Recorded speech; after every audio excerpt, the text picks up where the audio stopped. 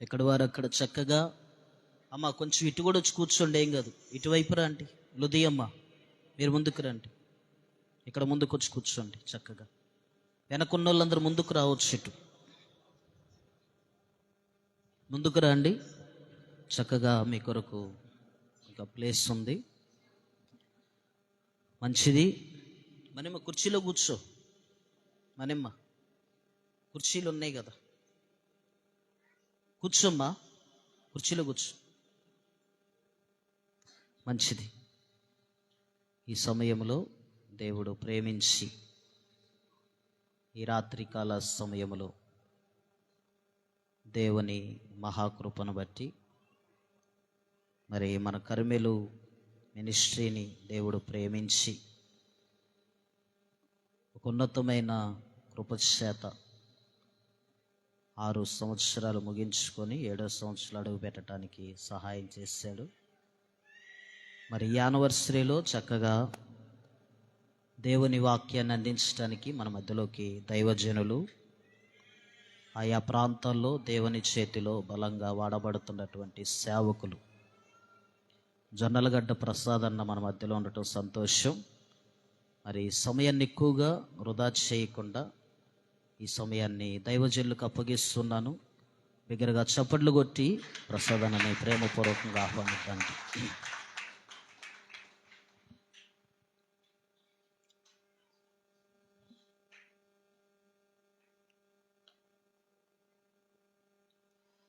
దేవునికి స్తోత్రం కలుగును గాక. Praise the Lord. హల్లెలూయా. అందరం చేతులు పైకెత్తి ఒకసారి గట్టిగా దేవునికి స్తోత్రం చెప్తాం. హల్లెలూయా. మంచిది. ఈ స్థలానికి నన్ను ఆహ్వానించిన దైవజనులు జాన్ వెస్లీ గారికి, సంఘానికి హృదయపూర్వకమైన వందనాలు, శుభములు తెలియపరుస్తూ ఉన్నాను. దేవుడు మిమ్మల్ని దీవించును గాక.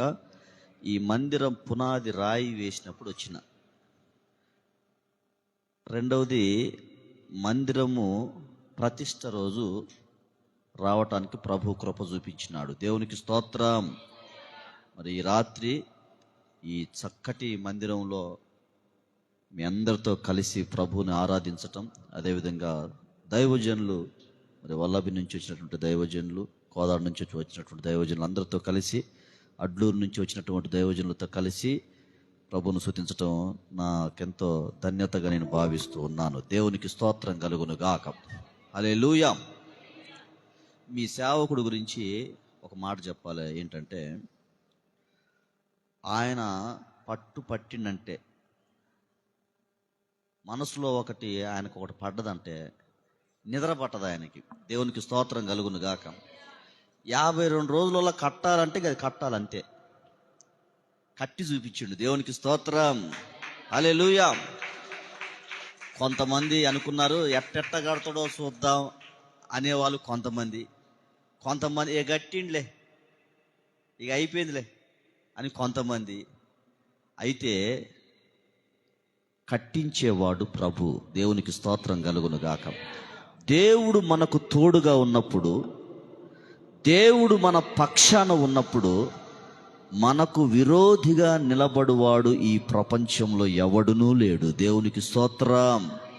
దేవుని ప్రణాళికలో నుంచి ఏది కూడా మనలను తప్పించలేదు, ఎడబాపలేదు. ఆయన ప్రేమ ఎంతో గొప్పది, ఆయన కనికరం ఎంతో గొప్పది, అన్నిటికి మించి ఆయన ప్రణాళిక ఎంతో గొప్పది. హల్లెలూయా.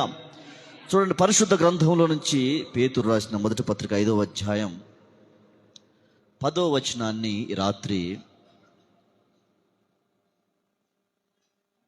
చదువుకుందాం. తన నిత్య మహిమకు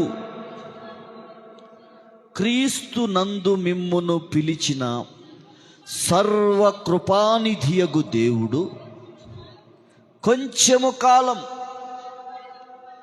మీరు శ్రమపడిన పిమ్మట తానే మిమ్మును పూర్ణులనుగా చేసి స్థిరపరచి బలపరచును. దేవునికి స్తోత్రం. హల్లెలూయా. ఈ రాత్రి నా ప్రభు మనందరితో మాట్లాడుతున్న అతి శ్రేష్టమైన మాట ఏంటంటే, తన నిత్య మహిమకు మిమ్మును పిలిచిన సర్వ కృపానిధియగు దేవుడు కొంచెము కాలము మీరు శ్రమపడిన పిమ్మట తానే మిమ్మును పూర్ణులనుగా చేసి స్థిరపరిచి బలపరుచును. దేవునికి స్తోత్రం. చదవబడిన లేఖనంలో అద్భుతమైన 4 మాటలు ఉన్నాయి. మొదటిది నిత్య మహిమ. అనండి ఈ మాట.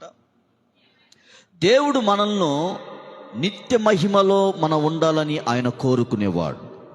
తనతో పాటు యుగయుగాలు తనతో పాటు ఏలాలని, పరిపాలన చేయాలని, తన సింహాసనం మీద మనం కూర్చోవాలని ఆశపడేటువంటి దేవుడు నిత్య మహిమలో మనమందరము కనిపించాలని ఆయన కోరుకుంటున్నాడు. దేవునికి స్తోత్రం.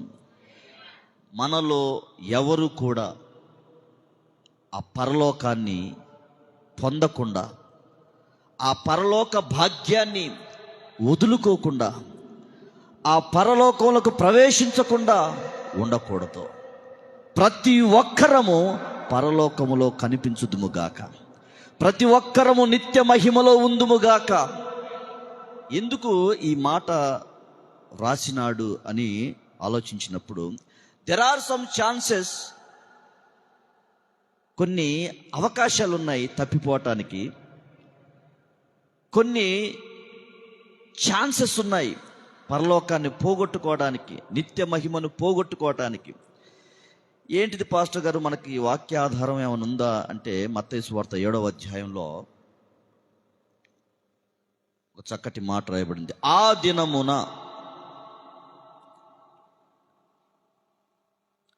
సూర్యుడు లేని, చంద్రుడు లేని ఆ లోకంలో నీవు ఉండాలి.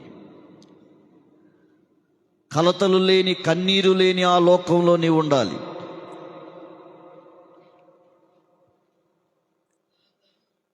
ఆ దినమున 7వ అధ్యాయం 22వ వచనం. ఆ దినమందు అనేకులు నన్ను చూచి, ప్రభువా ప్రభువా, మేము మీ నామమున ప్రవచింపలేదా? మీ నామమున దయ్యములను వెళ్ళగొట్టలేదా? మీ నామములో అనేకమైన అద్భుతములు చేయలేదా అని చెప్పుదురు. అప్పుడు నేను మిమ్మును ఎన్నడును ఎరుగను, అక్రమము చేయువార్లారా నా యొద్ద నుండి పొండి అని వారితో చెప్పును. ఈ మాట చదివినప్పుడు చాలా అంటే చాలా భయం వేసింది, ఆశ్చర్యం వేసింది. ఎవరితో అంటున్నాడు? అన్యులతో కాదు ఈ మాట అన్నది.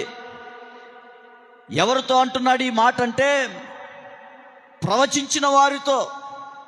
ఎవరితో అంటున్నాడు ఈ మాట అంటే, ప్రార్థించిన వారితో. ఎవరితో అంటున్నాడు ఈ మాట అంటే, పాటలు పాడిన వారితో. ఎవరితో అంటున్నాడు ఈ మాట అంటే, ఆరాధన చేసిన వారితో. ఎవరితో అంటున్నాడు ఈ మాట అంటే, వాక్యాన్ని ఉజ్జీవమైన ప్రసంగాలు చేసిన వారితో. ఎవరితో అంటున్నాడు ఈ మాట అంటే, దయ్యములను వెళ్ళగొట్టిన వారితో. ఎవరితో అంటున్నాడు ఈ మాట అంటే, మహత్కార్యాలు సూచక క్రియలు జరిగించిన వారితో.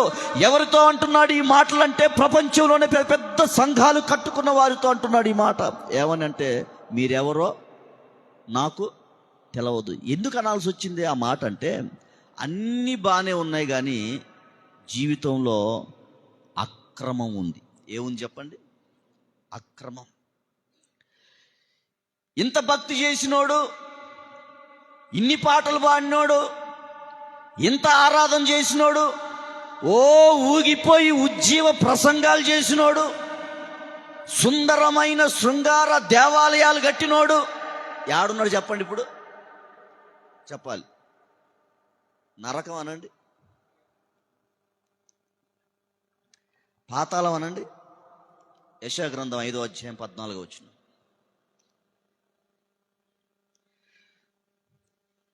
ప్రియ దేవుని బిడ్డలారా, నిత్య మహిమను మీరెవరు పోగొట్టుకోవద్దు. ఎవడు చూసిండా పరలోకం? ఎవడు చూసిండా నరకం? ఒక ఆయన అంటాడు, సత్య ఉంది గాలిలో కలిసిపోవటం అంటాడు. సత్య గాలిలో కలిసిపోతావు. గాలిలో కలిసిపోవడానికి నువ్వేమన్నా గాలివా?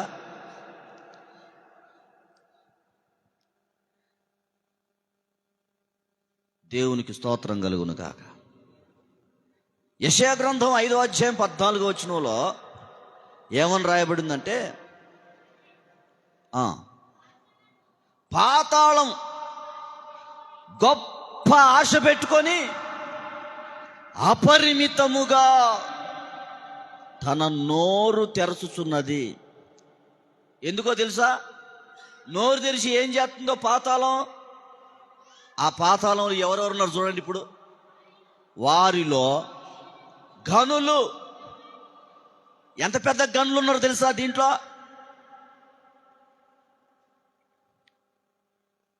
తెరల మీద, ఎల్ఈడి తెరల మీద కనిపించే గనులు కూడా ఇక్కడే ఉన్నారు. దేవునికి స్తోత్రం. ఎంత పెద్ద గనులు ఉన్నారో తెలుసా? పెద్ద పెద్ద స్టేడియంలలో బర్త్డేలు చేసుకునే గనులు కూడా పాతాళంలో ఉన్నారంట. దేవునికి స్తోత్రం కలుగును గాక. నేను చెప్పే మాట కాదు ఇది. యెషయా గ్రంథం 5వ అధ్యాయం 14వ వచనం చెప్తుంది. ఏమని చెప్తుంది తెలుసా? పాతాళంలో గనులున్నారు. దేవునికి స్తోత్రం. ఇంకెటువంటి గనులు తెలుసా? అద్భుతాలు చేసే గనులు, ఆశ్చర్య కార్యాలు చేసే గనులు, ప్రవచించే గనులు, మనుషులందరి దృష్టిలో గొప్ప పేరు సంపాదించుకున్న గనులు, వీళ్ళందరూ కూడా ఏడున్నారు? పాతాళం. అయ్యా మరి ఏం లేదయ్యా, సూట్ ఉంది, బూట్ ఉంది, పెద్ద పెద్ద సంఘాలు ఉన్నాయి, ఎల్ఈడి తెరలు ఉన్నాయి, మంచి సౌండ్ సిస్టాలు ఉన్నాయి, ఏం లేదయ్యా అంటే, బ్రతుకులు అన్నీ ఉన్నాయి కానీ బ్రతుకులో క్రమం లేదు. ఏం లేదు? క్రమం లేదు, పవిత్రత లేదు, పరిశుద్ధత లేదు, నీతి లేదు, యథార్థత లేదు, భక్తి లేదు, మంచి లేదు. దేవునికి ఇష్టమైనది ఏది కూడా వాళ్ళ జీవితాల్లో లేదు. ఇవేవి లేకుండా చేయొచ్చా అంటే చేయొచ్చనేగా చెప్తుంది. ప్రభువు నమ్మినవాడు ఎవడైనా చేయొచ్చు. ఏంటి? దయ్యాలు ఎలగొట్టాలు.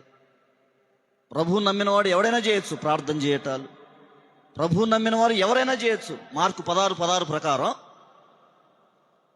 నమ్మి బాప్తిసం పొందినవాడు రక్షించబడును, నమ్మని వానికి శిక్ష విధించబడును, నమ్మిన వారి వలన ఈ సూచక క్రియలు కనపడును, నా నామమున దయ్యములను. చెప్పండి అయ్యా, ఉన్నాయా లేవా? ఎవళ్ళు?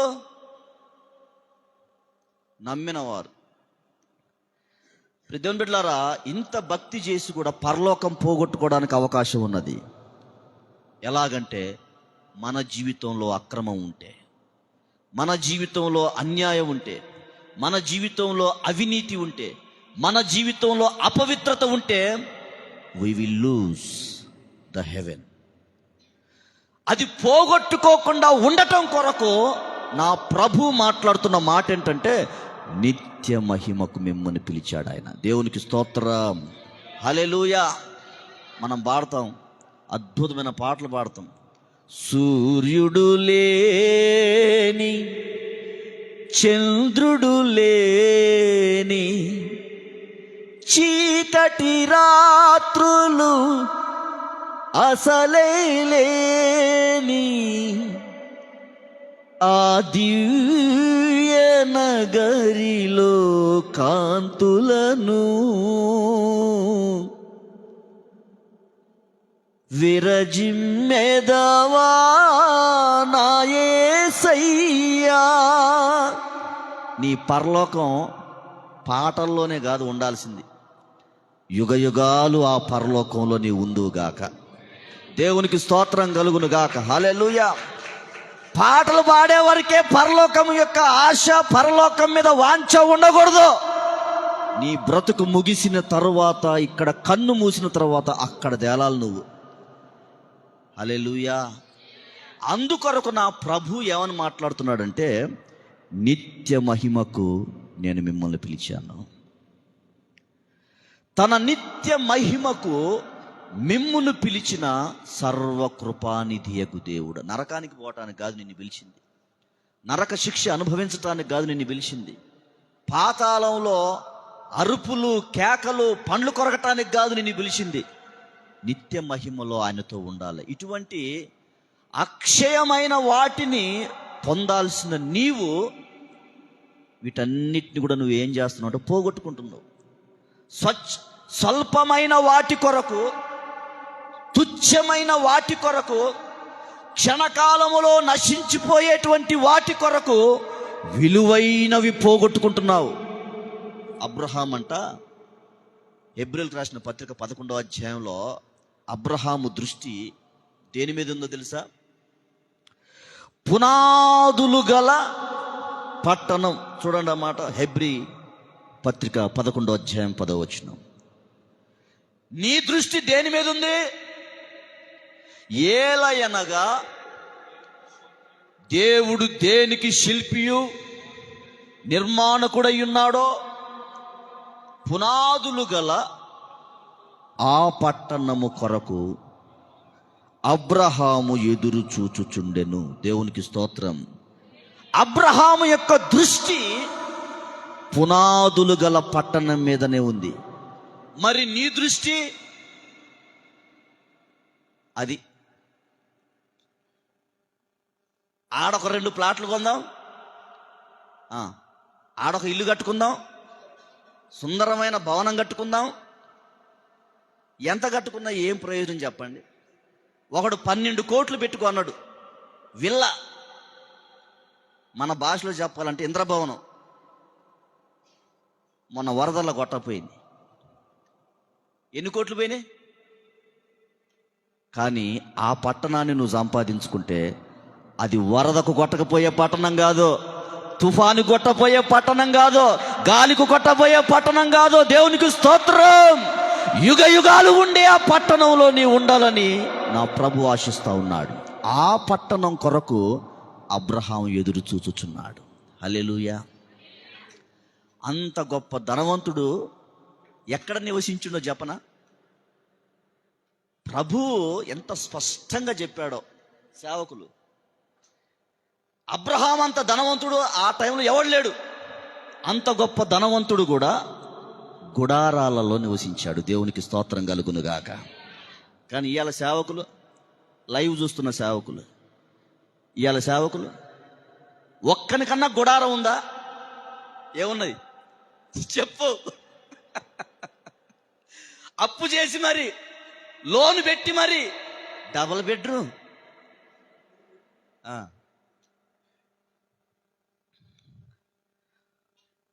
మొన్న ఒక ఇంటికి పోతే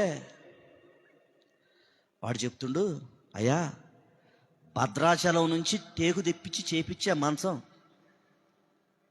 భద్రాచలం నుంచి స్పెషల్ ట్రైన్లో అవి తెప్పించి చేపించిండంట. 3 బెడ్రూమ్ కట్టిండండి.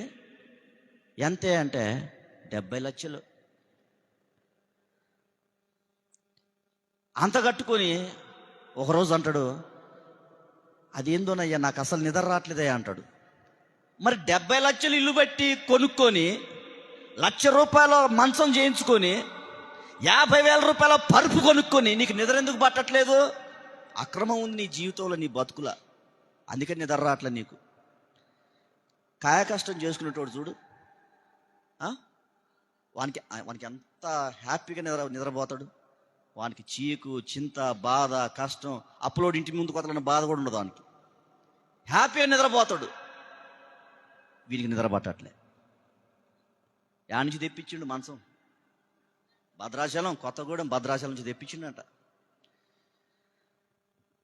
ఈడ కాదు నువ్వు కట్టుకోవాల్సింది, ఇక్కడ కాదు నువ్వు సంపాదించుకోవాల్సింది. ఈ పట్టణంలో ఉండటానికి కాదు దేవుడు నిన్ను ఏర్పాటు చేసుకుంది. అంతమే లేని ఆ పట్టణంలో నీవు ప్రభువుతో యుగ యుగాలు ఉందువుగాక. హల్లెలూయా. దేవునికి స్తోత్రం. అబ్రహాము అంత ధనవంతుడయ్యిండు కూడా గుడారాలలో నివసించు పునాదులు గల ఆ మహిమ గల పట్టణం కొరకు ఎదురు చూచాడు. మోషే చూడండి 11:26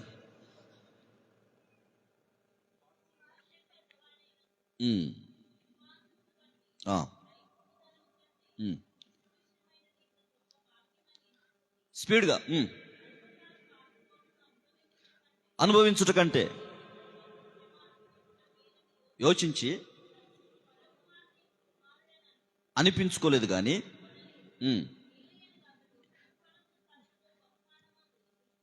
ఏలయనగా అతడు కలుగబోవు బహుమానమునందు దృష్టి ఉంచెను. దేవుని బిడ్డలారా, నీవు చేసేటువంటి పనులన్నిటికీ, మంచి పనులన్నిటికీ దేవుడు ఒక బహుమానాన్ని సిద్ధం చేశాడు.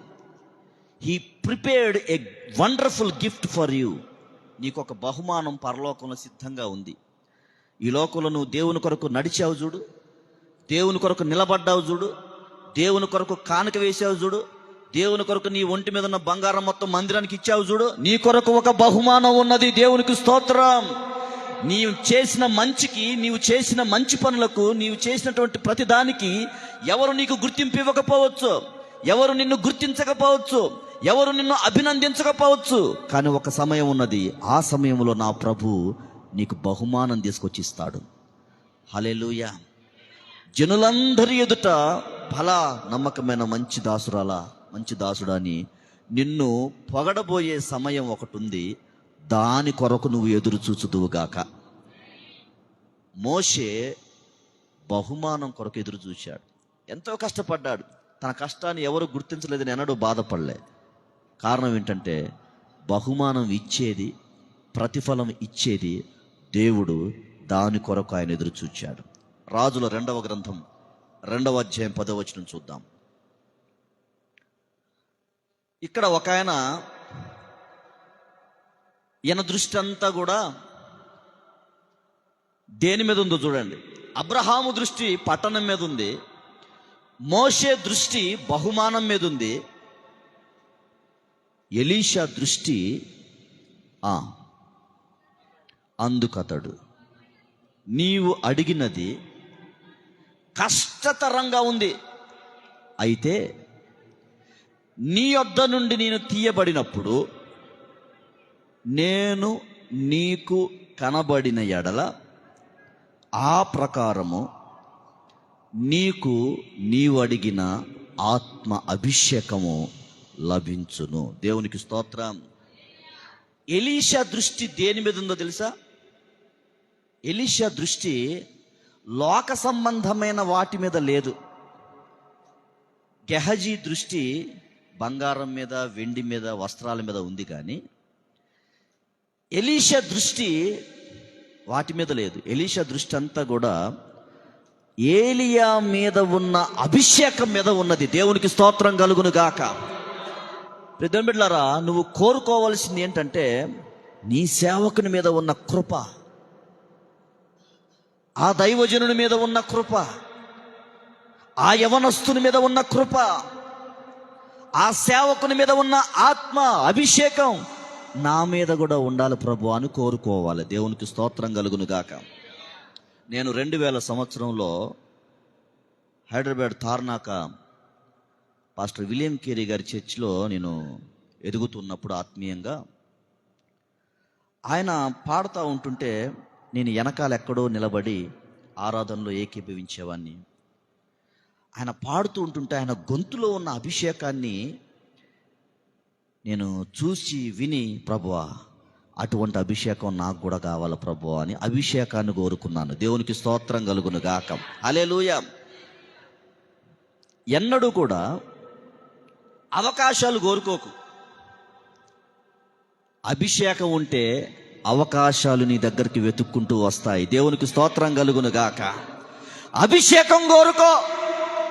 ఏలియా మీద ఉన్న అగ్ని లాంటి అభిషేకాన్ని ఎలీషా కోరుకున్నాడు. ఇక ఏలియా అగ్ని రథముల మీద పైకి ఆరోహణమై పోతా ఉంటుంటే ఎలీషా దృష్టి అంతా కూడా దుప్పటి మీదనే ఉంది. దేవునికి స్తోత్రం.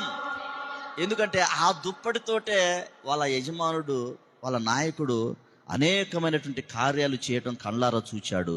అక్కడ అభిషేకం ఉందని గుర్తుపట్టాడు. ఆ దుప్పటి నాకు కావాలి. దైవజనుల మీద ఎటువంటి అభిషేకం ఉన్నదో, ఎటువంటి ఆత్మీయ వరం ఉన్నదో, ఎటువంటి కృపావరం ఉన్నదో అవి మనం కోరుకోవాలి. ఎందుకంటే నీవు చస్తావు కానీ నీలో ఉన్న అభిషేకానికి చావు లేదు. దేవునికి స్తోత్రం కలుగును గాక. మీకు ఒక ఉదాహరణ చెప్తా చూడండి. ఎలీషా చనిపోయాడు. చనిపోయి 1 సంవత్సరం అయింది. ఎన్ని రోజులైంది? సంవత్సరం అయింది. సమాధి చేశారు, అయిపోయింది. సంవత్సరం అయింది. శరీరం కూడా ఏడకాడికి కుళ్ళిపోయింది. ఉట్టి ఎముకలు మిగిలినాయి ఎలీషాయి సమాధిలో. ఒకానొక టైంలో ఏం జరిగిందంటే, సంవత్సరం తర్వాత ఒక యుద్ధం జరిగి అందులో ఒక సైనికులు మరణించిండు. ఆ సైనికుడిని తీసుకొచ్చి ఎలీషా సమాధిలోనే తెలుసో తెలవకనో ఆ సచినుని తీసుకొచ్చి ఆడ పెడదామని చెప్పేసి పెట్టబోతున్న టైంలో ఎలీషా యొక్క ఎముకలకు ఈ శవం తగిలింది. దేవునికి స్తోత్రం. ఎప్పుడైతే దైవజనుని ఎముకలకు ఆ చనిపోయిన వ్యక్తి యొక్క కాళ్ళు చేతిలో ఏ తగిలాయో వెంటనే ఏం జరిగిందంటే ఎముకలలో ఉన్న అభిషేకము శవంలోనికి ప్రవేశించింది. ప్రవేశించగానే జరిగింది ఏంటంటే శవం చక్కగా లేచి నిలబడ్డది. దేవునికి స్తోత్రం కలుగును గాక. హల్లెలూయా. మనకి మరణం ఉంటుంది కానీ మన సాక్ష్యానికి మరణం ఉండదు. మనకు మరణం ఉంటుంది కానీ మనలో ఉన్న అభిషేకానికి మరణం ఉండదు. దేవునికి స్తోత్రం కలుగును గాక. ఎలీషా చనిపోయి సంవత్సరమైనా అభిషేకం సావలే. ఏసన్న గారు పోయిండు, ఆయన పాటలు చావలే. ఏసన్న గారికి మరణం ఉందేమో కానీ ఏసన్న గారి సాక్ష్యానికి మరణం లేదు. ఏసన్న గారి అభిషేకానికి మరణం లేదు. ఏసన్న గారి పాటకి మరణం లేదు. ఏసన్న గారి ప్రసంగానికి మరణం లేదు. దేవునికి స్తోత్రం. ఆత్మ సంబంధమైన వాటి మీద మీరు దృష్టి పెట్టాలి. అంతేగాని ఏం తిందుమా, ఏం తాగుదుమా, ఇవాళ ఏమి వండుకుందుమా, వీటి మీద కాదు. లేడీస్కి పొద్దున్నే ఇది ఒక తలకాయ నొప్పి. ఒక సర్వేలో ఏం తెలియదో చెప్పన. ఒక సర్వేలో ఫోన్ చేసుకుంటే ఎవరు లేడీస్ ఫోన్ చేసుకుంటే ఎక్కువ దేని గురించి మాట్లాడుకుంటారో తెలుసా? ఏం వండినావు, ఏం కూర, ఏం చీర కట్టుకున్నావు ఇవాళ, మనం అడగాల్సింది.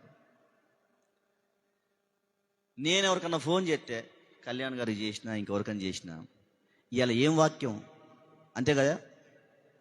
అయ్యా ఇవాళ ఏం వాక్యం చెప్పిండు అయ్యా గారు, ఇవాళ ఏం వాక్యం చెప్పినావు అయ్యా నువ్వు, ఇలా దేవుడు నీతో ఏం మాట్లాడిండు అయ్యా. మనకి ఇయ్యుండవు. దేవునికి స్తోత్రం. ఇద్దరు బిడ్డలారా, పాతయి చాలు, లోకం చాలు. లోకంలో నువ్వు తిన్నది చాలు, తిరిగింది చాలు, తాగింది చాలు, తందనాలు ఆడింది చాలు, పాడింది చాలు. దేవుని కొరకు నిలబడే సమయం ఇది. దేవునికి స్తోత్రం కలుగును గాక. దేవుని కొరకు నడిచే సమయం ఇది. దేవుని కొరకు ప్రయాసపడే సమయం. చూస్తుండగానే 41 సంవత్సరాలు పుట్టుక్కుని ఎగిరిపోయినాయి.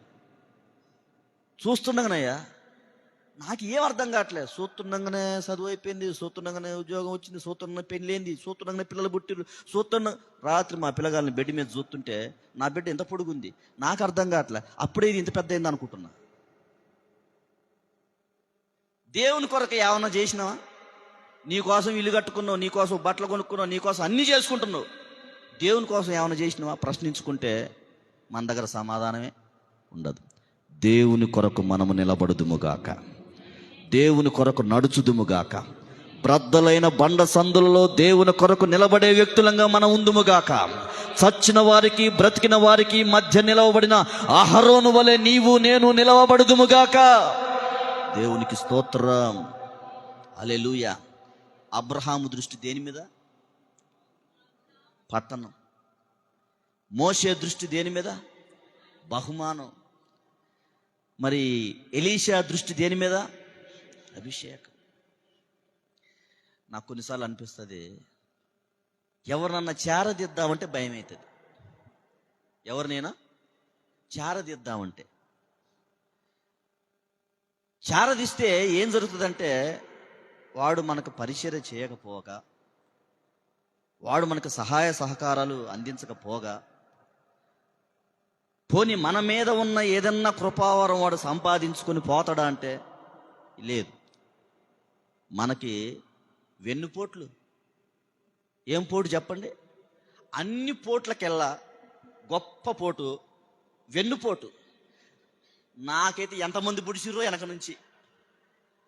అదేదో సినిమాలో వాడేదో పొడిచినంటే వెనక నుంచి, ఏమప్పరా కట్టప్ప, వాడు కట్టప్పగాడు ఒక్క పోటే పొడిచిండు. నాకు 100 మంది కట్టప్పలు తగలబడరు, 100 పోట్లు. అయినా దేవుడు నన్ను సజీవంగా ఉంచాడు. దేవునికి స్తోత్రం కలుగునుగా. హల్లెలూయా. మామూలు పోట్లు కదా అవి. ఒక్కొక్క పోటు పడుతూ ఉంటుంటే దేవుడు కనికరం గల్లోడు కాబట్టి అన్ని పోట్లు పడ్డా కూడా ఇంకా బతికినాయా, సజీవంగా ఉన్నా. దేవునికి స్తోత్రం. ప్రభు గొప్పవాడు. ఒకడు గుర్తుపెట్టుకోండి, ఒక మంచి మాట చెప్తే గుర్తుపెట్టుకోండి. మనిషి నిన్ను పాడు చేయాలంటే పాడు చేయలేడు. దేవుడు ఒకవేళ మనల్ని పాడు చేయాలంటే మనం పాడైపోతాం. మనుషులు 100 మంది నీకు విరోధంగా గోడని నిన్ను ఇసువంతా కూడా తగ్గించలేరు. దేవునికి స్తోత్రం కలుగును గాక. 1000 మంది నీకు విరోధముగా కూడినా నీ గౌరవాన్ని ఇసుమంతా కూడా తగ్గించలేరు. హల్లెలూయా. ఈ రాత్రి మన దృష్టి దేవుని వైపుకు మనం తిప్పుకుందుము గాక. లోక సంబంధమైన వాటి మీద నుండి ఆత్మ సంబంధమైన వాటి మీద మన దృష్టి మరల్చుదుము గాక. నా ఆశ అంతా ఒకటే, ఎప్పుడు చేస్తున్నావు నాకే తెలియదు. సచ్చే లోపల దేవుని కొరకు ఏదో కొంచెం పని చేయాలనేటువంటి ఆశ. అందుకొరకే ఎంత రాత్రి అయినా ఎంత దూరమైనా దేవుని కోసం ఇవంతా కలిసి పోతా ఉన్నాం. దేవునికి స్తోత్రం కలుగును గాక. శృంగారం అనేటువంటి దేవాలయం దగ్గర ఒక ఆయన చూస్తూ ఉన్నాడు. ఆయన దృష్టి దేని మీద ఉందో చూడండి. అపోస్తుల కార్యాలు 3వ అధ్యాయం. అపోస్తుల కార్యాలు 3వ అధ్యాయం 5వ వచనం చూడండి. 3వ అధ్యాయం 5వ వచనం. వాడు వారి యొద్ద ఏమైనా దొరుకునేమో అని కనిపెట్టుచు లక్ష్యముంచెను. అంతటా పేతురు, వెండి బంగారాలు నా యొద్ద లేవో, నాకు కలిగినదే నీకు ఇచ్చుచున్నాను. నజరేయుడైన యేసు క్రీస్తు నామమున నడుమని చెప్పి వాని కుడి చెయ్యి పట్టుకొని లేవనెత్తెను. వెంటనే వాని పాదములను చీల మండలములను బలము పొందెను. వాడు దిగ్గున లేచి నడుచుచు గంతులు వేయచు ప్రభువును స్తుతిస్తూ వాడు పరుగులు పెడతా ఉన్నాడు. దేవునికి స్తోత్రం కలుగును గాక.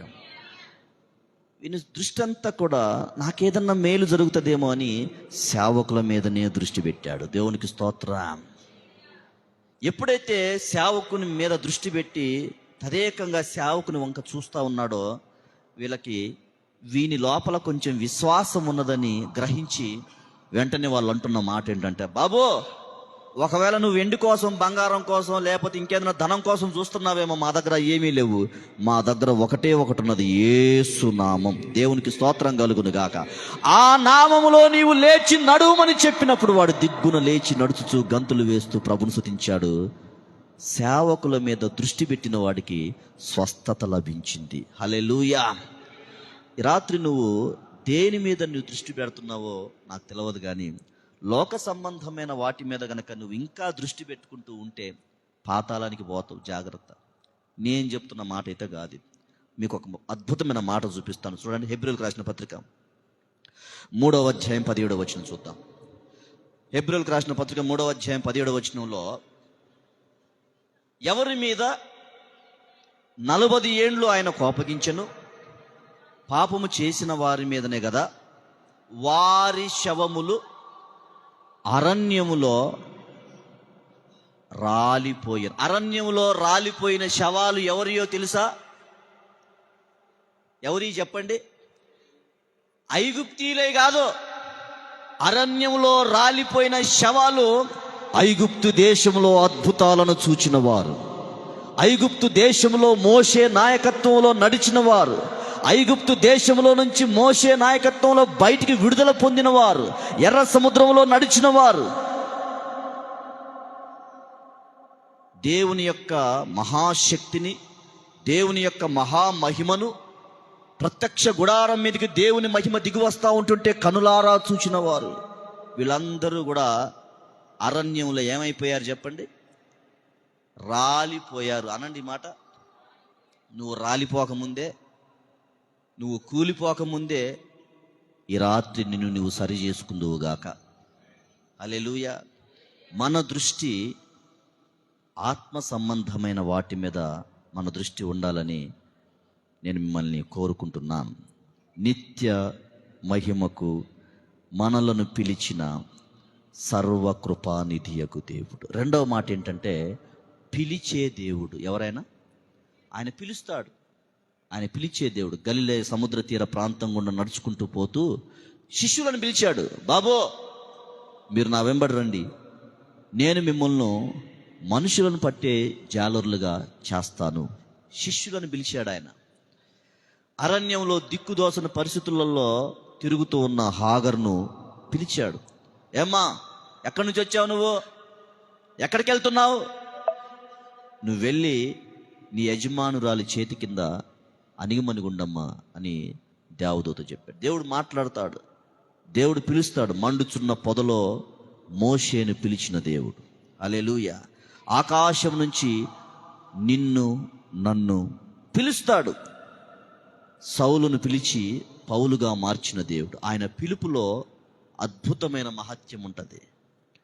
ఆయన పిలుపులో, ఆయన స్వరంలో సమ్మోహన శక్తి ఉంటుంది. ఎవరినైనా ఆకర్షించే శక్తి ఆయన స్వరంలో ఉంటుంది. దేవునికి స్తోత్రం కలుగును గాక. హల్లెలూయా. ఒకానొక రోజున తెల్లవారుజామున 4 గంటలకు తెల్లటి వస్త్రాలతో ఉన్నటువంటి వ్యక్తి నా దగ్గరకు వచ్చి నా చెంప మీద ఇలా తట్టి, నీవు నా సేవ చేయవా అన్నాడు. దేవునికి స్తోత్రం కలుగును గాక. ఆ స్వరానికి నేను ముగ్ధున్నైపోయి ఆకర్షించబడి, అది యేసయ్య స్వరం అని గుర్తుపట్టి ఎటువంటి పరిస్థితుల్లో ఉన్నా ఈరోజు వరకు దేవుని సేవ అంటే, దేవుని పరిచర్య అంటే ఎన్నడూ వెనకడుగు వేసింది లేదు. దేవునికి స్తోత్రం. ఆయన స్వరంతో ఈ రాత్రి పిలుస్తున్నాడు. ఎక్కడికంటే నిత్య మహిమకు. 3వ మాట చూడండి. తన నిత్య మహిమకు మిమ్ముని పిలిచిన సర్వ కృపానిధియగు దేవుడు. ఆయన సర్వకృపానిధియగు దేవుడు. ఏం చేస్తాడయ్యా అంటే, నువ్వు ఎక్కడ తలదించుకున్నావో అక్కడనే తల ఎత్తుకునేటట్టు చేస్తాడు ఆయన.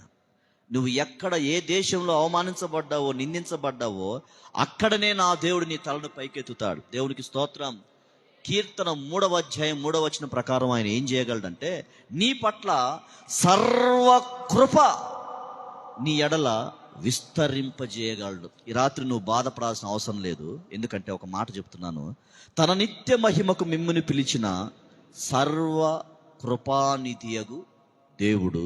ఆయన ఎంతైనా నమ్మదగిన దేవుడు. ఆయన పేరే కృపానిధియగు దేవుడు. కీర్తన 3:3లో ఒక అద్భుతమైన మాట రాయబడింది. యెహోవా, నీవే నాకు కేడెముగాను, నీవే నాకు అతిశయాస్పదముగాను, నా తల ఎత్తువాడవుగాను ఉన్నావు. ఈ రాత్రి మీకు ఒక అద్భుతమైన మాట చెప్తున్నాను. ఆయన మీ తలను పైకెత్తబోతున్నాడు. హల్లెలూయా. బాధపడకండి, దిగులు పడకండి. తగిన సమయం ఒకటి ఉంది. నీకు కూడా ఒక సమయం ఉంది. నీ టైం కూడా వస్తుంది. దేవునికి స్తోత్రం. నీ టైం వచ్చినప్పుడు నిన్ను నిందించిన వాళ్ళు, నిన్ను అవమానించిన వాళ్ళు, నీ గురించి గుసగుసలాడిన వాళ్ళు, రుసరుసలాడిన వాళ్ళు, నీ మీద నిన్ను గేలి చేసిన వాళ్ళు, అపహాస్యం చేసిన వాళ్ళు, నీకు ఏం లేదని చూసి నవ్వినోళ్ళు, వాళ్ళందరూ ఒక రోజున నిన్ను చూడాలంటే ఇట్లా చూస్తారు. వాళ్ళు ఎట్లా చూడదు సార్? ఎందుకు తెలుసా? దేవుడు నీ తల పైకెత్తినప్పుడు నువ్వు ఆ స్థానంలో, ఆ స్థాయిలో నువ్వు ఉంటావు. దేవునికి స్తోత్రం కలుగును గాక. మీకు ఒక చిన్న ఉదాహరణలు 3 చెప్తా. రిబ్కా ఒక పొలానికి పోయి పరిగెరుకుంది. ఏ పొలానికి పోయి రిబ్కా పరిగెరుకుందో అదే పొలానికి యజమానురాలైంది. అంతేనా? రిబ్కా పోయి పొలంలో పరిగెరుకుందా? మరి చెప్పరేంది? ఒక్కళ్ళన్నా నోరు తెరిచి చెప్పరేందమ్మా? దేవునికి స్తోత్రం కలుగును గాక. రిబ్కా ఏ ఒంటెలకు నీళ్లు పోసిందో అదే ఒంటెలకు యజమానురాలైంది. దేవునికి స్తోత్రం కలుగును గాక. రూతు ఏ పొలంలో పరిగెరుకుందో అదే పొలానికి యజమానురాలైంది. దేవుడు నిన్ను కూడా, నువ్వు ఎక్కడ కట్టెలమ్ముకున్నావో, ఎక్కడ కన్నీరు గార్చావో, ఎక్కడ కష్టపడ్డావో అక్కడనే నా దేవుడు నిన్ను ఒక ఉన్నతమైన స్థితికి తీసుకుని వచ్చునుగాక. హల్లెలూయా. నీ కష్టాన్ని ఆయన ఎప్పుడు మర్చిపోలేదు. నీ కన్నీటిని ఆయన ఎప్పుడు మర్చిపోలేదు. నీవు రాల్చిన ప్రతి కన్నీటి చుక్కకు నా దేవుడు విలువ కడుతున్నాడు. నీవు చేసిన ప్రతి ప్రార్థనకు నా దేవుడు జవాబు ఇవ్వబోతున్నాడు. దేవునికి స్తోత్రం కలుగును గాక. హల్లెలూయా. ఎస్తేరు ఎక్కడ బానిసగా వెళ్ళిందో అదే దేశానికి ఆమె మహారాణి అయిపోయింది. దేవుని బిడ్డలారా, నా దేవుడు మన మీద దృష్టి పెట్టాడు. మన సమయం కూడా రాబోతుంది. దేవునికి స్తోత్రం కలుగును గాక. నువ్వు నా వాట్సాప్ డీపీ చూసినప్పుడన్నా కింద క్యాప్షన్స్ అయినవా? చదవలే. My time has come. దేవునికి స్తోత్రం. హల్లెలూయా. నా సమయం వచ్చింది. నీ సమయం కూడా వస్తుంది. నమ్మిన వారు దేవునికి స్తోత్రం చెప్పండి. హల్లెలూయా. ఎందుకంటే ఆయన కాలములను సమయములను మార్చే దేవుడు. ఒక సమయం వస్తుంది, ఎక్కడ నువ్వు నవ్వుల పాలయ్యావో అక్కడనే 2 చేతులు ఎత్తి నీకు నమస్కారం చేయబోతున్నారు. దేవునికి స్తోత్రం. తలను పైకెత్తే దేవుడు నీ మీద కిరీటం పెడతాడు. తలను పైకెత్తిన దేవుడు నీ మీద అభిషేకాన్ని ఉంచుతాడు. తలను పైకెత్తిన దేవుడు నీ తల మీద ఆశీర్వాదాన్ని ఉంచుతాడు. దేవునికి స్తోత్రం కలుగునుగాక. ఆయనకు అసాధ్యమైంది ఏదీ లేదు. గొర్రెలు కాసుకునే వాడిని మహారాజుని చేయగలడు. సింహాసనం మీద ఉన్న నెబుకద్నెజర్ని తీసి నేలకేసి కొట్టి అడవిలోకి పంపగలడు. ఆయనకు అసాధ్యమైంది ఏది లేదు. ఎవరితోనైనా నువ్వు ఆటలాడు, కానీ దేవునితో ఆటలాడకు. హల్లెలూయా. ఆయన తలుచుకుంటే కిందోడు పైనుగా మారతాడు, పైనున్నోడు ఒక్క క్షణంలో కిందికి వచ్చేస్తాడు. నాకు అప్పుడప్పుడు అనిపిస్తుంది, ఈరోజున పెద్ద పెద్ద పాస్టర్లుగా పిలువబడుతున్న వాళ్ళు చూసినావా, వాళ్ళ భవిష్యత్ అంతా చూసా కనిపించింది. దేవునికి స్తోత్రం కలుగును గాక. హల్లెలూయా. కాబట్టి దేవుడు నిన్ను హెచ్చించుచున్న కొలది నీవు తగ్గి ఉందువుగాక, ఆయన చేతి కింద అణిగి ఉందువుగాక. హల్లెలూయా. చివరి మాట, తన నిత్య మహిమకు మిమ్మును పిలిచిన సర్వకృపానిధియగు దేవుడు కొంచెము కాలము శ్రమ. ఈ రాత్రి ఈ మాట ద్వారా మీరు ధైర్యం తెచ్చుకోండి. ఈ మాట ద్వారా మీరు బలం తెచ్చుకోండి. శ్రమ వస్తుంది, కష్టం వస్తుంది, కన్నీళ్ళు వస్తాయి. అయితే అక్కడ రాయబడ్డ మాట ఏంటంటే కొంచెం కాలం అనండి ఈ మాట. హల్లెలూయా. నేను ఒక 4 మాటలు చెప్తా, మీరు కొంచెం కాలమే అనాలి. అంటారా? కష్టాలు గట్టిగా లైవ్ పోతుంది. కన్నీళ్ళు, కరువులు, ఎడబాటు, అవమానాలు, నిందలు, అపహాస్యం, కరువు, అప్పులు, ఆర్థిక ఇబ్బందులు, మనస్పర్ధలు, నీకొచ్చినటువంటి ప్రతి సమస్యలు అవి కొంచెం కాలం అని గుర్తుపెట్టుకోండి. దేవునికి స్తోత్రం కలుగునుగాక. హల్లెలూయా. ఒక మాట రాయబడింది, సాయంకాలం ఏడుపు వచ్చి రాత్రి ఉండినను ఉదయమున సంతోషమునిచ్చేటువంటి దేవుడు. నీ కష్టం కూడా ఇంతే ఉంటుంది. సాయంకాలానికి రాత్రికి ఎంత గ్యాప్ ఉందో, రాత్రికి ఉదయానికి ఎంత గ్యాప్ ఉందో, నీకొచ్చినటువంటి కష్టాలు కూడా కొంచెం కాలమే. దేవునికి స్తోత్రం. చూడండి, ఒక మాట చూడండి. శద్రకు మేషకు అబేద్నెగోలు అగ్నిగుండంలో ఎంతసేపు ఉన్నారు చెప్పండి? ఒక 4 రోజులు ఉన్నారా? ఎంతసేపు ఉన్నారు? కొంచెం కాలమే. అనండి ఈ మాట, కొంచెం కాలమే. అట్లా దిశపై పడేసిర్రు. రాజుగారు పైనుండి సింహాసనం మీద చూస్తూ ఉండు, అరే మనం ముగ్గురిని కదరా వేసింది, నాకేమో 4 ఆయన ఆవుపడుతుండు, ఆయన కొంచెం ఆయన ముఖము ఆయన తేజస్సు అంతా కొంచెం దేవతల రూపంలో ఉంది అంటే, వెంటనే జీవము గల దేవుని సేవకులారా బయటికి రండి అన్నప్పుడు వారు ఎటువంటి హాని తగలకుండా క్షేమంగా వారు బయటకు వచ్చారు. ఈ రాత్రి అగ్ని వంటి శ్రమలు నీకు కలిగినను అది కొంచెం కాలమే అని గుర్తుపెట్టుకోండి. దేవునికి స్తోత్రం కలుగును గాక. ఇంకొక మాట చెప్తా చూడండి. దానియేలును తీసుకుపోయి సింహాల బోన్లో పడేశారు. ఎంతకాలం ఉన్నాడు చెప్పండి? కొంచెం కాలం అంటే ఎంత? ఒక టైం ఉంటుందిగా. జస్ట్ 1 నైట్, ఒక్క రాత్రే. సాయంకాలం తీసుకుపోయి సింహాల బోన్లో, సింహాల గుహలో దానియేలును పడేశారు. రాత్రి మనోడికి నిద్రపట్టలే. ఎవరికి? రాజుకి నిద్రపట్టలే. ఎప్పుడెప్పుడు తెల్లారిద్దా అంటే దానియేలు కంటే ఎక్కువగా రాజే ఎదురు చూసినట్టుంది. తెల్లారటం ఆలస్యం. పరుగున గుహ దగ్గరికి పోయాడు. పోయి అంటున్నాడు, జీవము గల దేవుని సేవకుడు అయిన దానియేలు, నీవు అనుదినము నిత్యము తప్పక సేవించుచున్న నీ దేవుడు నిన్ను రక్షించగలిగినా అని అడిగితే, రాజు చిరకాలము జీవించునుగాక. కొంచెం కాలమే. రాత్రి వేశారు, సింహాల గుహలో ఉన్నాడు. సింహాలు ఏమీ చేయలేదు. ఉదయకాలమే గుహలో నుంచి దేవుడు దానియేలును బయటికి తీసుకొచ్చాడు. నీ జీవితంలో కూడా అంతే. కష్టాలను దేవుడు అనుమతిస్తాడు, కొద్దిసేపు ఉంచుతాడు. ఆ కొద్దిసేపు కూడా మనోడెవడో బయటోడెవడో, మనల్ని నమ్మేదెవడో నమ్మనోడెవడో, మనల్ని ప్రేమించేదెవరో ప్రేమించినోడెవడో నేర్పిస్తాడు అన్నీ. దేవునికి స్తోత్రం. కష్టకాలంలోనే మనకి మనుషుల యొక్క నిజ స్వరూపాలు తెలుస్తాయి. ఒక ఆమె తల్లిదండ్రులు చూసిన సంబంధం చేసుకుంది. భర్తకి కొద్ది రోజుల్లోనే భర్తకి యాక్సిడెంట్ అయింది. 2 కాళ్ళు పోయినాయి. పెళ్లి రోజున అంత ఘనంగా పెళ్లి చేసుకుంది. 2 కాళ్ళు పోయిన తర్వాత ఈ అవిటి మొగుడు నాకెందుకని చెప్పి వదిలేసి ఇంటికి వెళ్ళిపోయింది. కష్టంలోనే మనోళ్ళు ఎవరో తెలుస్తారు. జీవితాంతం తోడుగా ఉంటానని ప్రమాణం చేసిన భార్య ఉండగలిగిందా? ఒక చిన్న కష్టం రాగానే వదిలేసి వెళ్ళిపోయింది.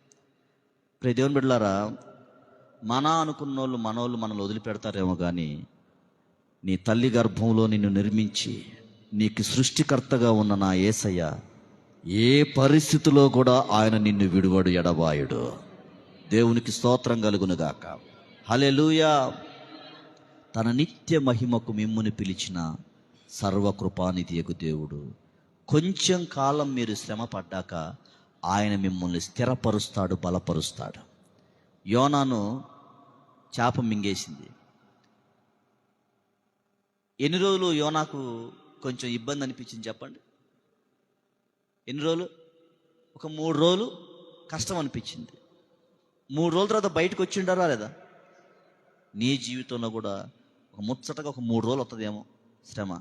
రాని యాక్సెప్ట్ చెయ్యం మనం ఏంటంటే, మన కాడొచ్చిన తలకానింపు ఏంటంటే, దేవుడు ఒక విషయాన్ని నీకు నేర్పించటానికి కొన్ని పరిస్థితులను నీ జీవితంలోనికి పంపుతున్నప్పుడు నువ్వు వాటిని యాక్సెప్ట్ చేయవు. యోబు అంటాడు, దేవుని యొద్ద నుండి మనము మేలునే అనుభవించదమా, కీడును అనుభవింప తగదా అంటాడు. Accept everything that comes from the lord. దేవుని దగ్గర నుంచి వచ్చేటువంటి ప్రతిదాన్ని నువ్వు యాక్సెప్ట్ చేయి. కొన్ని విషయాలు నీకు బోధపడతాయి, కొన్ని పాఠాలు నువ్వు నేర్చుకుంటావు, కొన్ని గుణపాఠాలు నువ్వు నేర్చుకుంటావు. ఎవరిని దగ్గరికి రానియాలనో ఎవరిని దూరంగా ఉంచాలో తెలుసుకుంటావు. ఎవరిని నమ్మాలో ఎవరిని నమ్మకూడదో తెలుసుకుంటావు. మనోడెవడో, పరిశుద్ధుడెవడో, అపవిత్రుడెవడో తెలుసుకుంటావు. దేవునికి స్తోత్రం కలుగునుగాక. లాజరు సమాధి చేయబడి 4 రోజులైంది. 4 రోజులు శ్రమే, దుఃఖమే, వేదనే, చరే, పాతాళమే, సమాధే. కానీ 4 రోజుల తర్వాత ప్రేత వస్త్రాలతో సహా కట్టబడిన వాడు కట్టినట్టేది బయటకు వచ్చిండు. దేవునికి స్తోత్రం కలుగును గాక. దేవుడు కార్యం చేస్తే నీవు చచ్చినా ఇక నీ పని అయిపోయింది అన్నా, దేవుడు తలుచుకుంటే ఆ స్థితిలో నుంచి కూడా దేవుడు నిన్ను పైకి లేపి నిన్ను నిలబెట్టగల సమర్థుడు. దేవునికి స్తోత్రం. కొంతమంది అంటారు ఇక ఆయన పని క్లోజ్, జాన్ వెస్లీ పని క్లోజ్ అంటారు, అనేటోళ్ళు ఉంటారు. ఇప్పుడు అందరూ మనకి మిత్రులే ఉండరుగా, అందరూ మనల్ని ప్రేమించుటలే ఉండరుగా. యేసు ప్రభుకు లేరా శత్రువులు? మరి యేసు ప్రభుకు శత్రువులు ఉంటే మనకు కూడా ఉంటారుగా. లోకం అంటది యువర్ చాప్టర్ ఈజ్ క్లోజ్డ్ అంటది. దేవుడు అంటాడు no no no no no, just now your chapter is started just now అంటాడు. దేవునికి స్తోత్రం కలుగును గాక. ఇప్పుడే నేను ప్రారంభించాను అంటాడు. బాధపడాల్సిన అవసరం లేదు. కొంచెం కాలమే, కొంచెం కాలమే. నువ్వు సమాధిలోకి దిగిపోయినా, ఎండిపోయినా, ఇక ఏమీ లేదనుకున్నా పర్వాలేదు. ఒకటి గుర్తుపెట్టుకోండి, ఎండిపోయిన మొద్దు కూడా నీటి వాసన, ఏం వాసన? వర్షపు వాసనకే ఆ ఎండిపోయిన మొద్దు కూడా చిగురుస్తుంది. నువ్వు వాడిపోయినా, మోడుగా మారిపోయినా, దేవుని కృప వర్షము నీ మీద పడగానే నీవు మరలా చిగురించటం మొదలు పెడతావు. హల్లెలూయా. ఈ రాత్రి శ్రమ కొంచెం కాలమే. ఆ తర్వాత దేవుడు నిన్నేం చేస్తాడంటే స్థిరపరిచి నిన్ను బలపరుస్తాడు. మండుచున్న పొద దగ్గర మోషేను బలపరిచాడు, గానుగ చాటున గిద్యోను బలపరిచాడు, బదరి వృక్షము కింద ఏలియాను బలపరిచాడు. నా దేవుడు వారిని బలంగా వాడుకున్నాడు.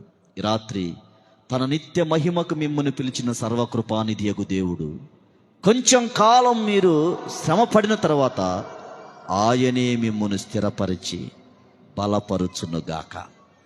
దేవుడి మాటలు దీవించునుగాక. నాకు అవకాశం ఇచ్చిన దైవజనులకు ప్రత్యేకమైన వందనాలు.